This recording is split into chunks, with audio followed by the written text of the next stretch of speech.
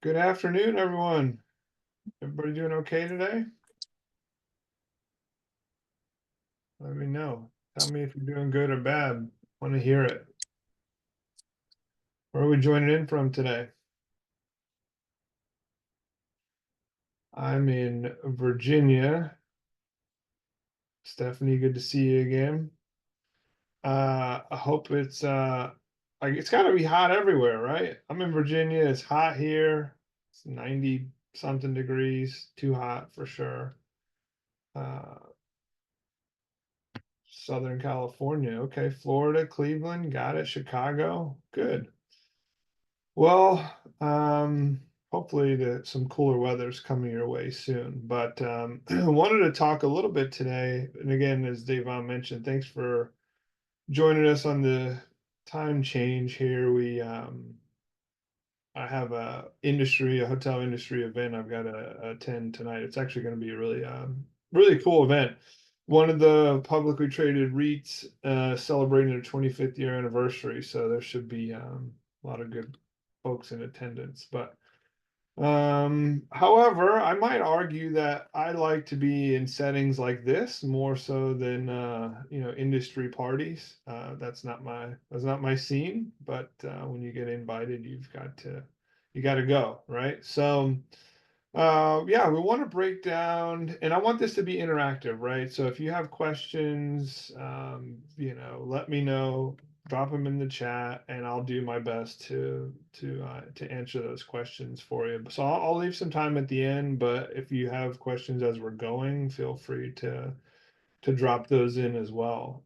So I could walk you guys through a little bit of a deal analyzer, a high level analyzer that I use, but we also kind of want this to be a little bit more focused on, some people who have done passive or are looking to do passive investing through Vesterr. Obviously, the Vesterr platform, I think is really exceptional, right? It allows you to access deals that people have that are either existing properties that they're acquiring or they're building new properties. But the real question is, and you guys are, you might see this if you're like me on your social media feed, you're kind of inundated with, buy this deal, you'll get this return and all that, and it's kind of hard at sometimes to sift through and understand, like, how do I know it's a good deal? How do I know it's a good sponsor? What is a sponsor? How much should I be paying on fees to the sponsor, right? Like, how do I do my own evaluation, right? What questions should I ask of the sponsor, right? Because I see really oftentimes people will jump in and they'll just, and it sounds a little crazy, but they'll just send somebody, 25, 50, 100, $250,000 and say, oh, they said I was going to earn, you know, 2x equity multiple over 5 years, or this, this seems like a good deal. Maybe I'm just going to do it. Sometimes I don't know that people have sort of a rhyme or reason as to why they're doing a specific deal. Um, so I kind of want to walk you guys through. I can walk you through a specific deal that I'm working on now that was actually on Vesterr. It was we raised over $1 million on Vesterr for this deal. If that's helpful, did anybody see that We Stay Sweets deal? Let me know if you guys saw that We Stay Sweets deal in Louisiana, or if anybody kind of attended any of those webinars or anybody. Does that ring a bell for anybody? Stephanie saw that one. Anybody else see that one? So, let me go over that deal. So one of the first things I think, that you should do is when somebody says, and I'll share my screen here in a minute, but when somebody says, here, there's a deal you should invest in, let's say, whatever hotel. You want to go on and look at the area, right? So the first thing I do is, let me share my screen. The first thing I do is, hold on. I go on Google. It's really simple, right? You just go into Google Maps. Maybe I'll share it in a second. Hold on. So first thing I do, let me share it here. Okay. Is just go to Google, right? So let's just say you find a deal you think you like, right? Whether it's on Vesterr, hopefully it's on Vesterr, maybe it's a different platform. And you say, okay, I'm gonna use the We Stay Suites as an example, just because that's a deal that I'm super familiar with. Okay. So somebody says, hey, you should invest in your We Stay. Maybe your friend said it, maybe somebody told you at church, maybe somebody told you at work, who knows? I go on Google, I type in the hotel name, right? And then I go in and I kind of do a deep dive and I want to figure out, first of all, when I found this deal, I found this one for my partner. I didn't know where Belle Chase, Louisiana is. So when I go pull it up, I zoom out, right? I want to say, okay, where let me understand, where am I looking at, right? Where is this thing? Can everybody see my screen okay? Are we good? So I zoom out and say, okay, now I know. Here's my bearings. This is New Orleans. This is the Gulf of whatever today. Uh, America, Mexico, whoever's Gulf it is. I don't really care. So then I zoom in and I say, all right, so I know now I know where I'm looking. This hotel is just south of New Orleans. And I also want to know what is nearby, right? And I kind of draw sort of an imaginary 5 mile radius around my hotel, or it could be hotel, it could be retail, it could be anything, right? And I want to say, like, all right, where are my demand generators? So in other words, where's my business coming from? And if I'll show you this. In my mind, this is a good example. I can show you a bad example soon. But the reason I like this deal is look at this. What is all this down here? I see energy power station, terminal, right? And this is a big facility. This down here is not just some small facility. So I saw that. I also saw that there were no other hotels nearby. And I saw this up here. So this is a naval air station up here, okay? So now I know I have a couple of demand generators. I got a naval air station, I've got these ports, and I've got everything that comes out of the city of New Orleans. The other thing you can do real quick is you want to research the area, right?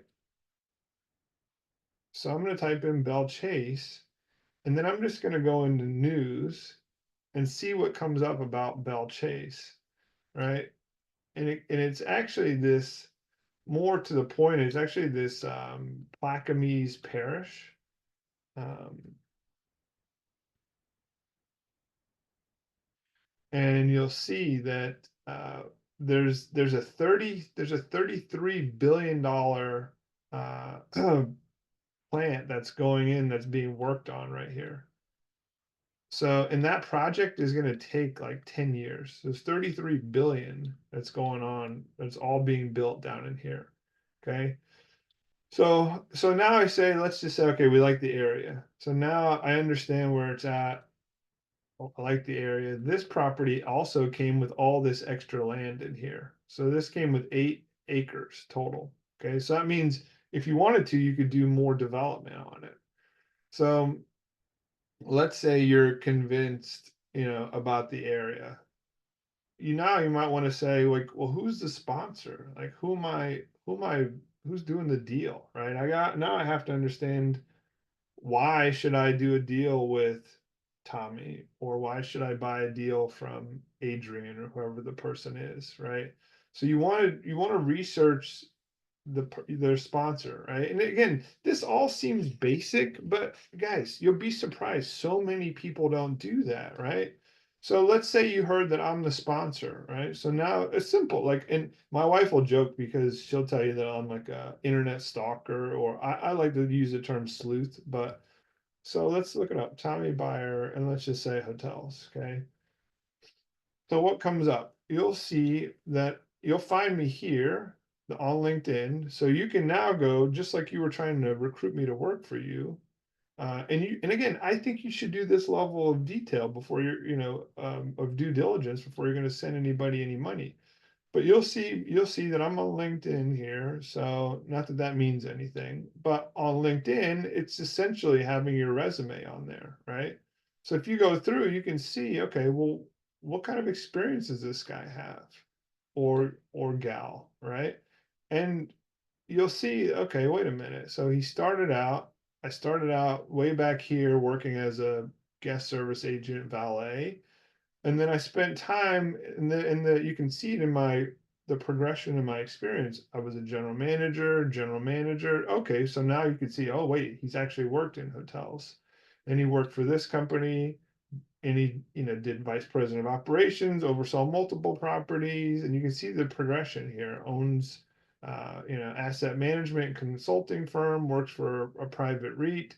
So now you might say, okay, well, this guy knows hotels, right? So same thing, if you're buying a property from somebody who's selling you a industrial space or retail or whatever, you want to make sure that they've got some track record in that, right? And again, sounds basic, but people don't do it. They just send their money and move on just because they got impressed by a flashy presentation, or somebody was funny, or what have you, or their friend said to do it, right?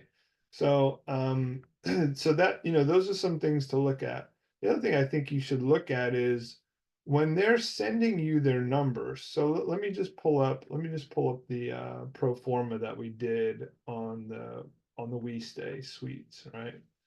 um, there's a couple different ones, but and I don't know if I have Adrian's, but I'll just give you I can give you, well, let's just do this. Yeah, I'll pull up a pro forma that I've done on that We Stay, just because I'm familiar with that. Are you guys tracking with me so far? Let me know if you're still awake. I know it's a Wednesday. Let me know if you're on your fourth cup of coffee or not by now.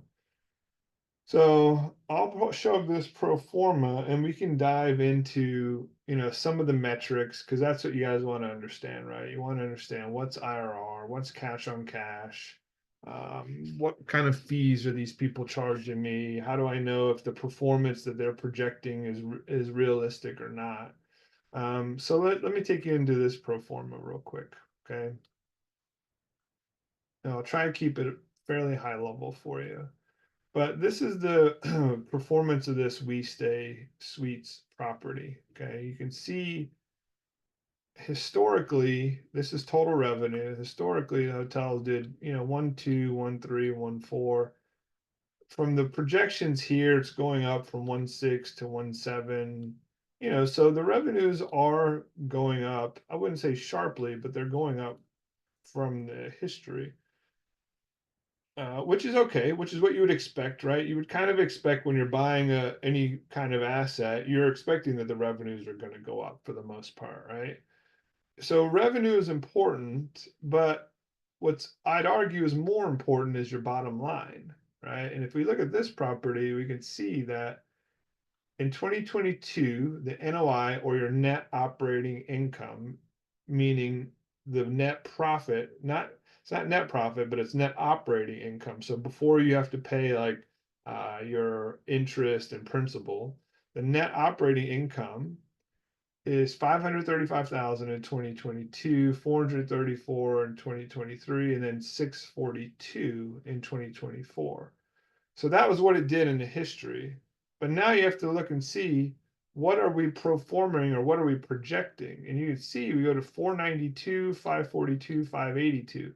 And what you'll notice is that at no point in time in these projections does the future net operating income exceed where the hotel did before.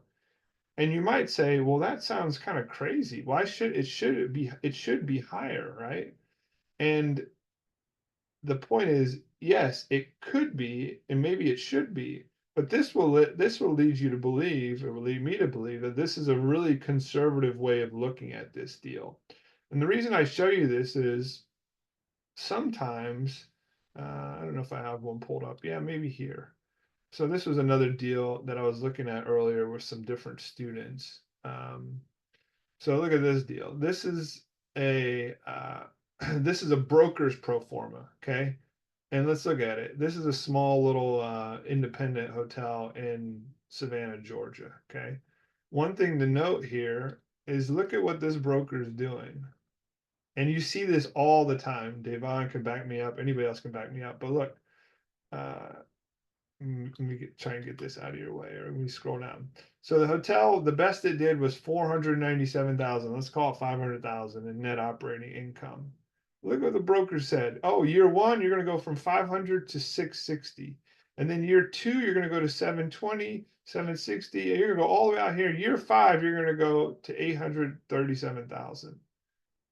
That is not a conservative model, right? That is very aggressive. And the reason that's aggressive, look what they did. It's really simple. All they did was just take their net operating income percentage and just run that out. They applied that to the future years.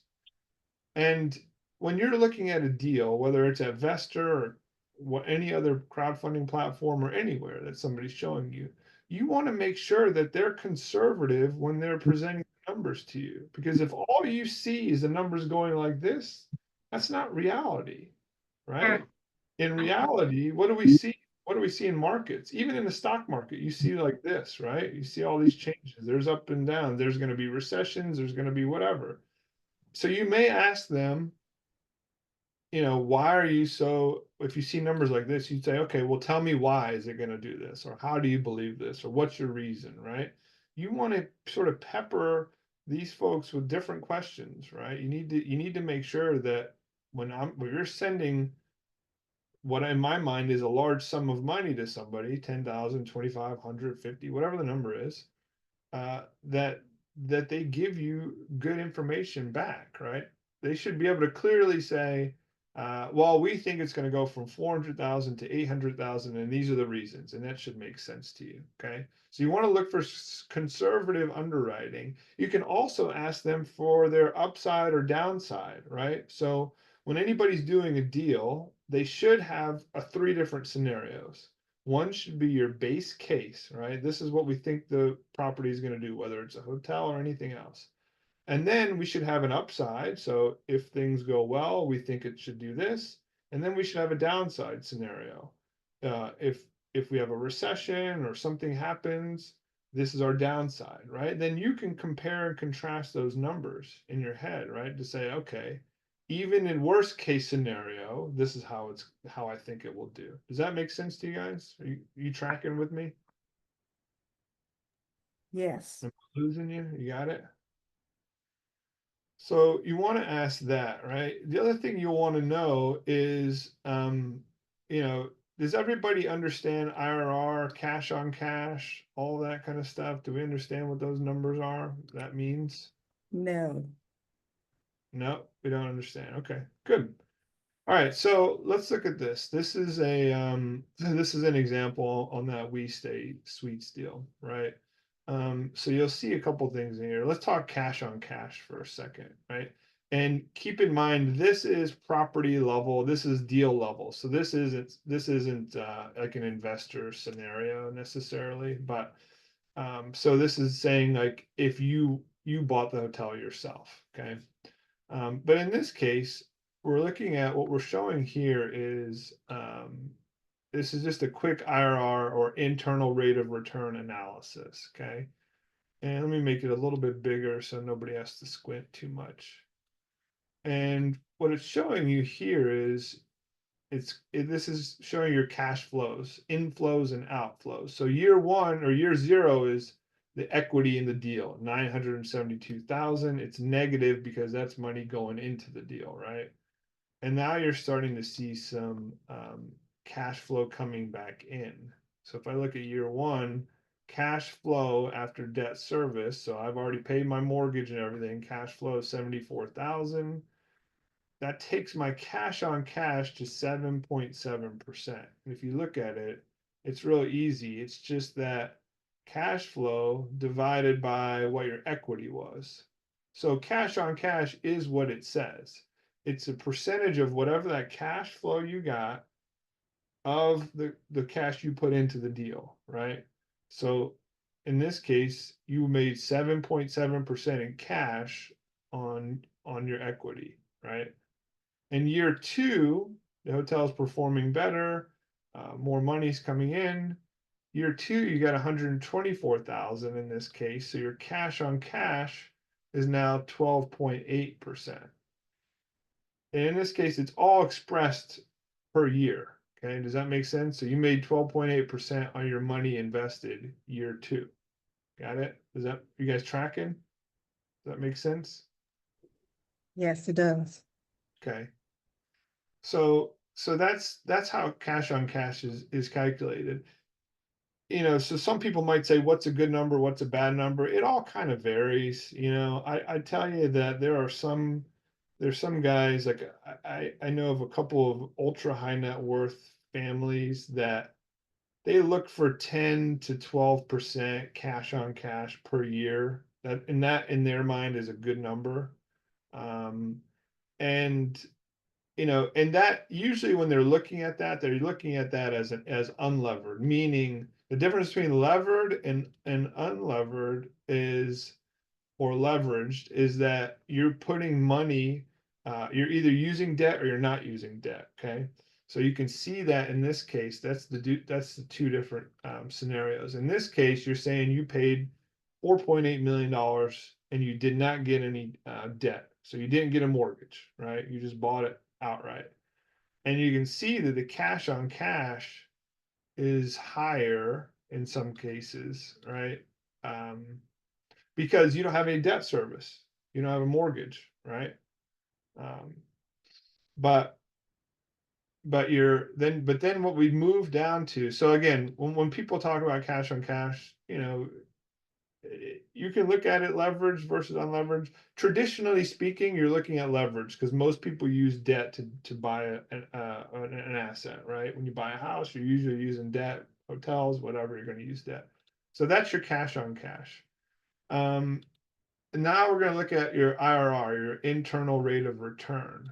What the internal rate of return is it's looking at, and it's actually interesting. There is a calculation in Excel for it. It's just you hit equals IRR, and then all you have to do is just pick up these values. Right. So Excel already calculates it for you.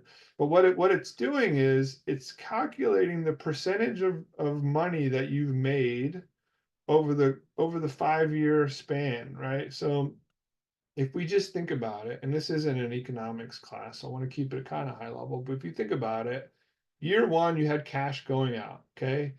And then ideally from every year beyond that, cash is coming back in, right? And it should be enough to more than offset what you spent, right? It's just like if you're buying a house, right? If you bought your house, you put down a down payment, right? Except there's really no cash coming back in on those years after you bought your house, unless you're doing Airbnb and that's different. But at the end, when you sell it, you should have enough to pay back whatever the mortgage is and to pay back your down payment, right? And that's how you're generating a positive return. But in a hotel or real estate or any type of commercial real estate, there should be some income coming in. So this is saying over a 5 year hold, your internal rate of return is 24.5%. Okay. And you made 1.46 million. So it's taking into consideration, okay, the money I put in, which is the equity, the money I made and cash flow, how much I sold it for, and then how much mortgage I owed at the end. So you can kind of see where the cash flow is going up here. And then it goes up really high in year five because you're assuming that you're selling the hotel or whatever real estate it is for more than you paid, which is why you'd buy into real estate, right? You want to buy into an appreciating asset that's paying you cash flow, dividends. So the question is 24.5% a good or bad number? What do you guys think? Do you like that number or do you not like that number? Tommy, can you walk us through how you got the 24.5% again, please? Sure. It's just average, and not really, it's kind of not really an average, but it's the rate of return that you've made on that 972,000 after you factor in all the positive cash flow that come after it, right? So it's really, you could go calculate this manually, but there's really no reason to do that. It's sort of a pain because, like I told you, Excel will do it for you. So let's just say you're looking at any other deal. All you have to do is line up your cash flows, inflows and outflows over the course of however long the hold is. So let's say you're going to buy it, buy something 1 year and you're going to sell it 3 years later or 10 years later. It doesn't really matter. You can just do equals IRR in Excel and then just sum up. It's really not, you're just kind of, it's really not really summing, but it's grabbing the range, which is this right here. And then you're just hitting enter, and Excel's already doing that hard work for you. See that? But in order to get it, you have to have one negative number followed by positives because otherwise it can't calculate the return, right? So you have to pay in, and that money has to go out somewhere, and then you have to get money to come back in to say how much money what percentage of money did I make over the course of 5 years, right? So if you really look at it, it's really like 24.5% almost annualized, really, if you think about it, because you made 1.46 million in total cash. Are we tracking? Am I losing you?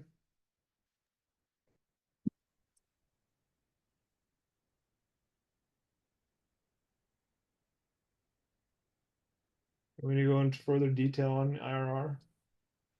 So let's look at this for a second. If we just sum up the total money that this deal is going to make over 5 years, let's forget about what we're paying for it. That's 2.44 million. Make sense? 2.44 million. And you paid 972,000 to get that 2.4 million.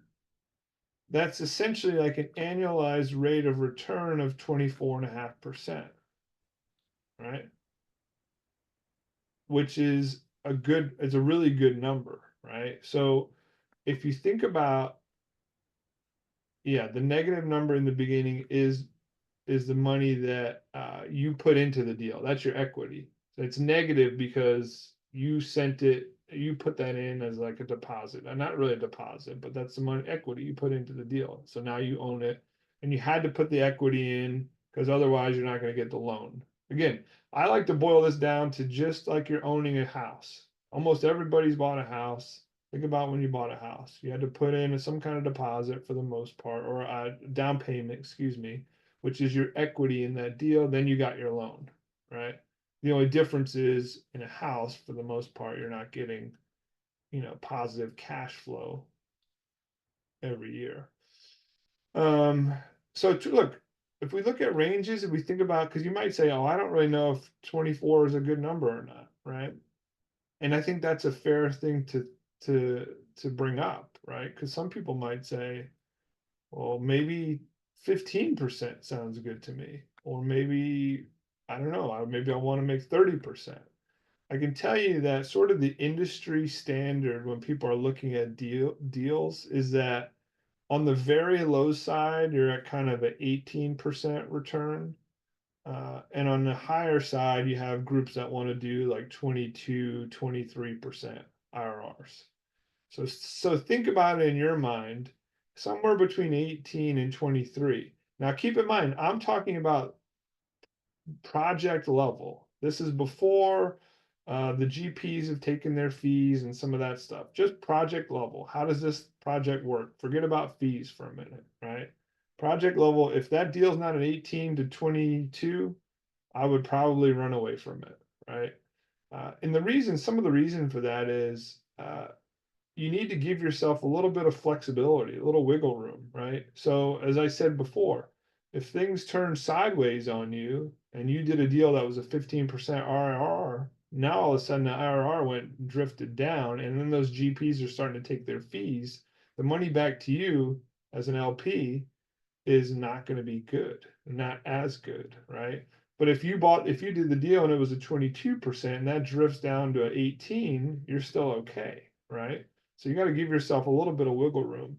The other thing I tell you on IRR is if you're going to do a deal that's a lower IRR, make sure that it's more sound, meaning it's in a market that is pretty solid, like a top 25 market. So think about Orlando, Florida, Miami, New York City, right? The major markets in your head. And it needs to have strong cash flow. It has to have a strong history of cash flow and maybe a newer asset or something like that. But if you're going to do a deal that, like in this case of this we stay, it's independent, it's in the sort of in the middle of nowhere, Louisiana, right? People can come build another hotel if they wanted to. That deal needs to have a higher IRR because there's a little more risk associated with that, right? So, you know, as just think about that in your head, right? Is if you're buying a deal that's new construction, you know, think about who the sponsor is. Have they done a new construction property before? What market is it in, right? Ask yourself all these different things. So we clear on that? We got the IRR, cash flow, pretty good on that. The next one is equity multiple. Have you heard of this before? Everybody understand that? We need help with equity multiples. Yes, please. So in this case, it's saying this deal is a 2.51 equity multiple, right? And it's kind of what I showed you before. If we look at the total cash in here, the total cash from this deal is 2.44 million, not including your equity. So what it's just doing is just taking that 2.44 million and it's dividing it by the total equity you put into the deal. So if you think about it, you say, okay, if I do this deal, I'm going to make 2.4 million, but my equity that I put in was 972,000. So I'm going to get 2.51 times my money back, right?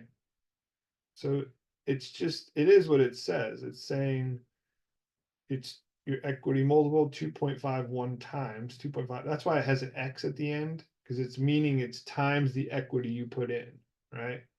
This is 972,000. So 2.51, like let's just think about it real quick. If somebody said, you give me 972,000 and over 5 years, I'll give you 2.44 million back. We like that or we don't like that?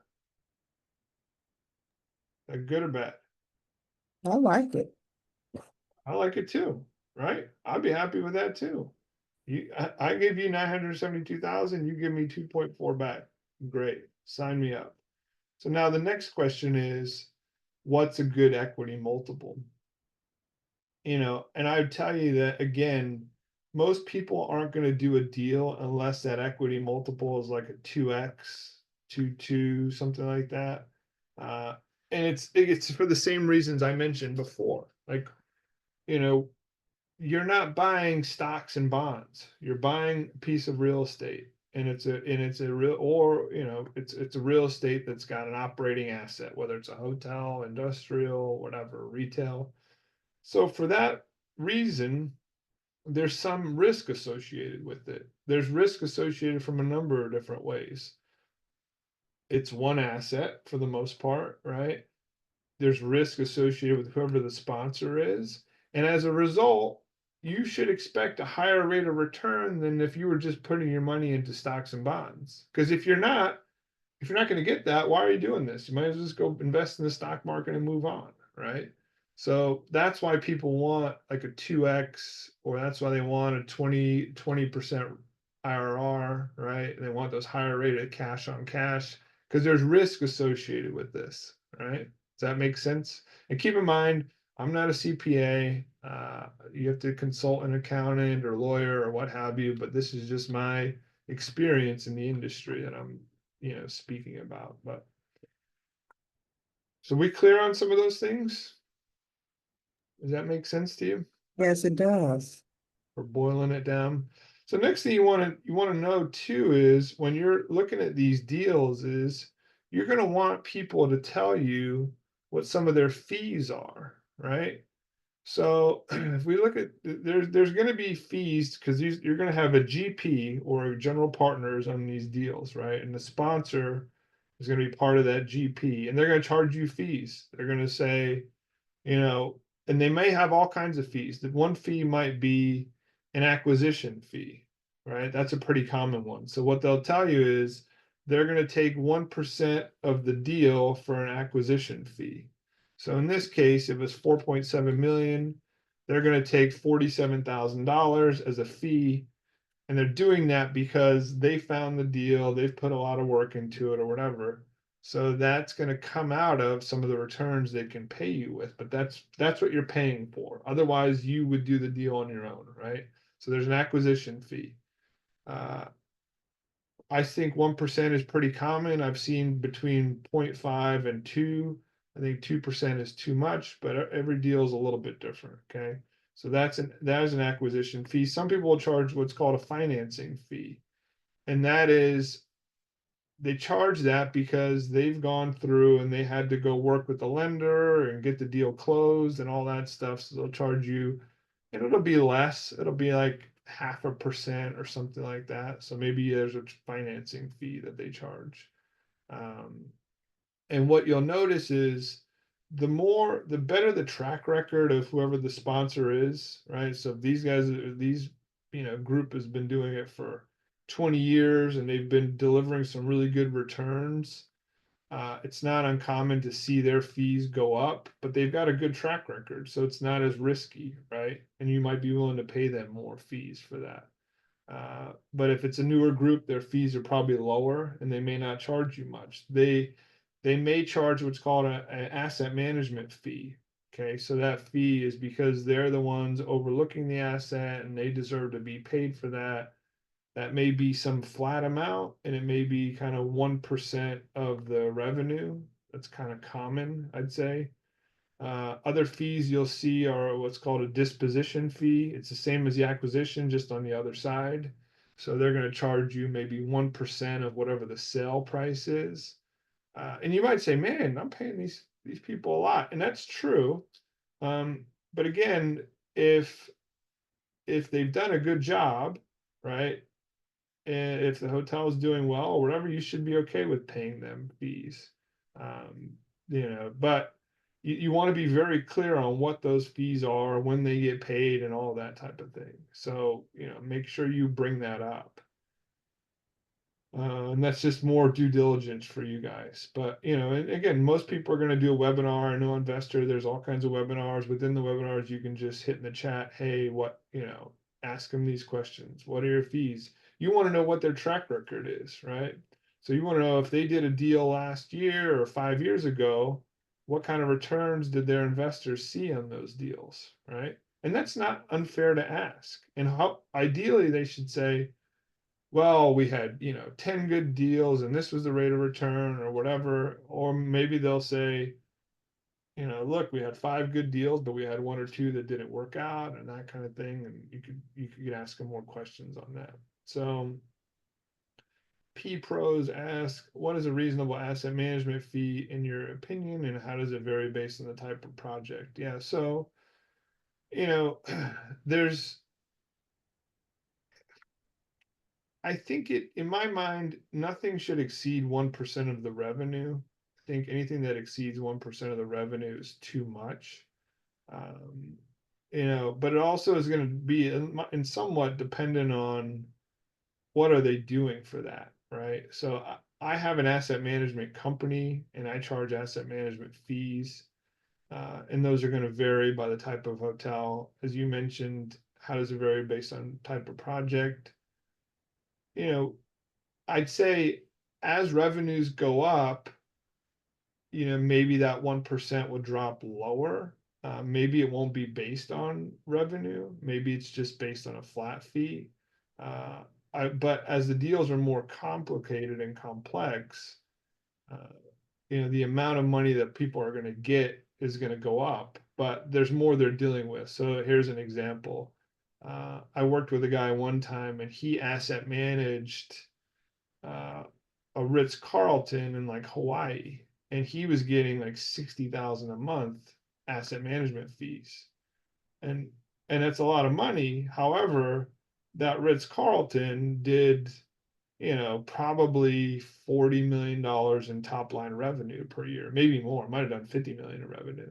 So it's kind of a small fee to pay for somebody to properly oversee that and ensure that that hotel is operating properly.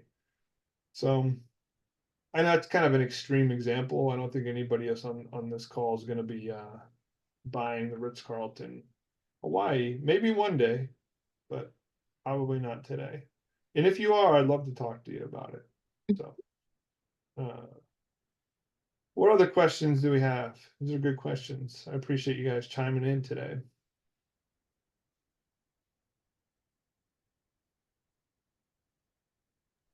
I mean, what did you say the origination fees? What does that entail? Yeah, oh, in this case, the origination fee on here that you're seeing here is that's a fee that you're going to pay to the lender or to the debt broker, sort of some combination of the two.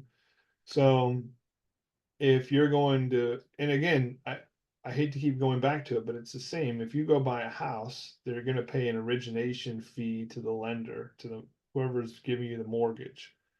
Um, and that's again kind of around 1% of the acquisition price, but you'll pay that to the lender.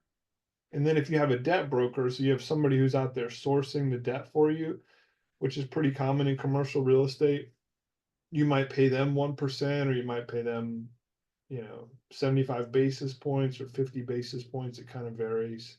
But those are the origination fees.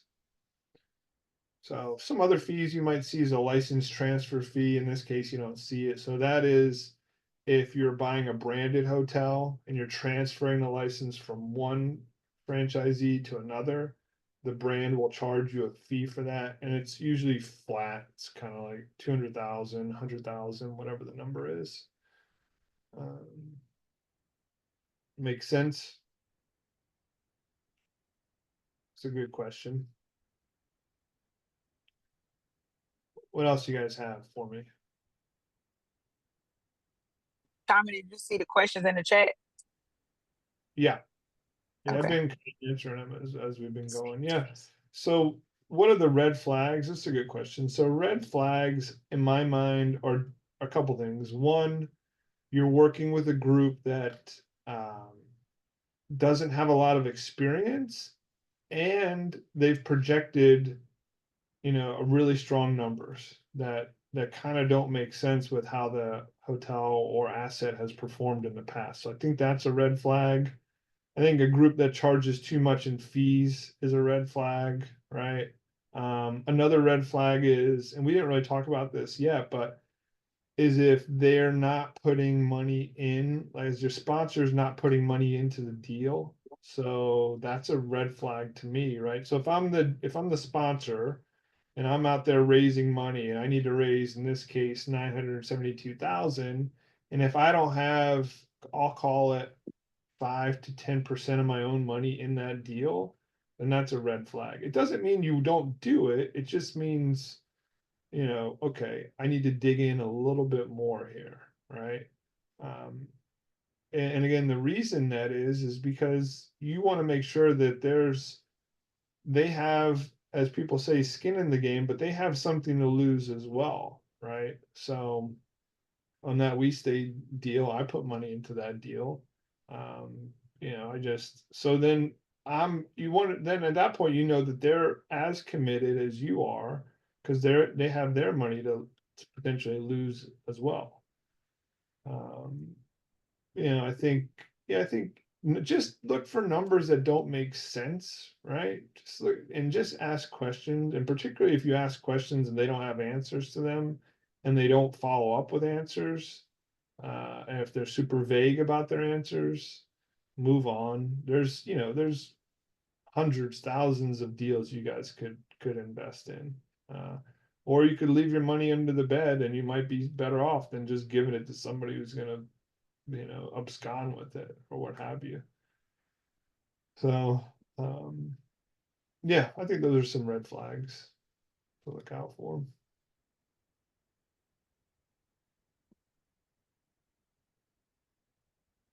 What else do you guys have for me today?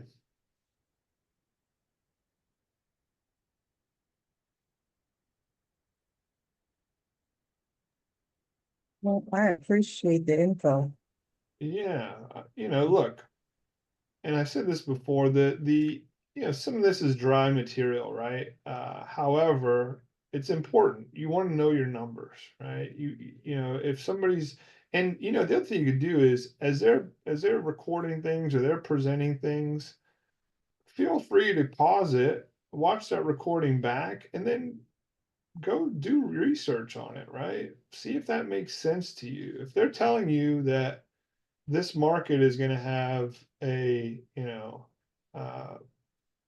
maybe a $5 billion data center built next door to it. Well, okay, do some research. Go Google it. Is that true? Or did that news come out 5 years ago and that building never got built? Talk to the, economic development folks in that city. See what they say, right? That kind of stuff.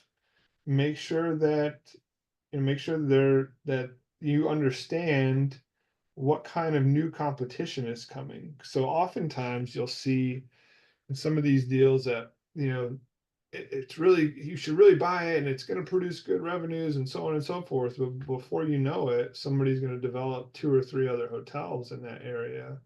And, um, you know, and all of a sudden, whatever numbers your property is going to produce are going to go down. So, do some research on, and you can ask the sponsor, they should have a clear answer to that to say, okay, yeah, we know that there's 2 other hotels, or I'm just picking on hotels. We know there's 2 other hotels being built, but they're 5 miles away and that's kind of a different area. Or we already factored that into our analysis or something like that. That should be an answer that comes your way. So there's another question that came about asking, how is there any deal analysis platforms or software you recommend? I'm a little old school, maybe a lot old school now because things are moving fast, but I have a quick little deal analyzer that I use. I can kind of show you guys that real quick. That I use to analyze hotel deals.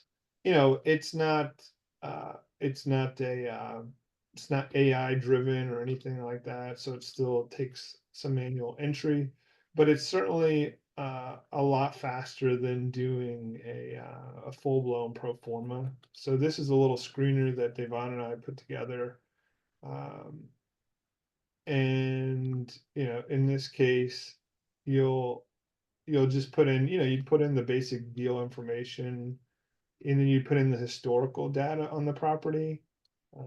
You make some assumptions for year one, and then that kind of generates the future cash flows.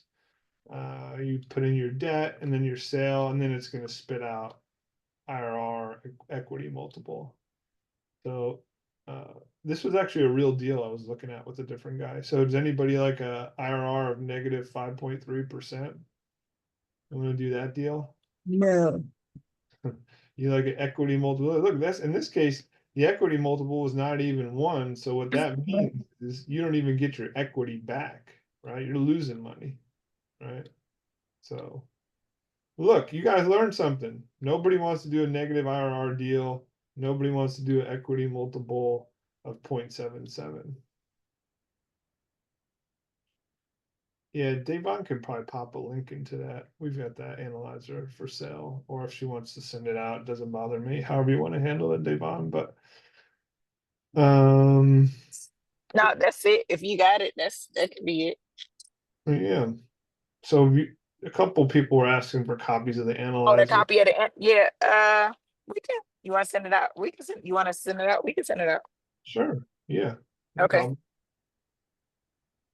So Yep. Since y'all tuned in today, we just giving it for the folks that tuned in. there you go. oh, thank you, thank Yep. Yep. Yeah, of course. Because Yeah. it's because Tommy normally charges for it. So since y'all tuned in, y'all get, that's what happens when y'all show up. When you get your first hotel deal, call me up. I'll help you asset manage it. And There help you go. So, well, good. Well, thank you guys so much for joining today. It was good connecting. Hopefully, you got something out of it. Hope I didn't put you to sleep, and you learned something. But if I did, then maybe you got a little nap out of it. That's fine too. So, no, thank you guys so much. Thanks for joining, and look forward to connecting on a future call. Okay, one other question. Yeah, Are you please. gonna put this in the chat so we can get a copy, or are you gonna send it to us? We'll via- email it. It'll be via email. Okay, thank you so much. Thank you. Yeah. All right, guys. Have a good rest of your week. Thank you. Y'all have a good week. And you'll get the recording as well as the replay as well as the workbook. I mean, the analyzer.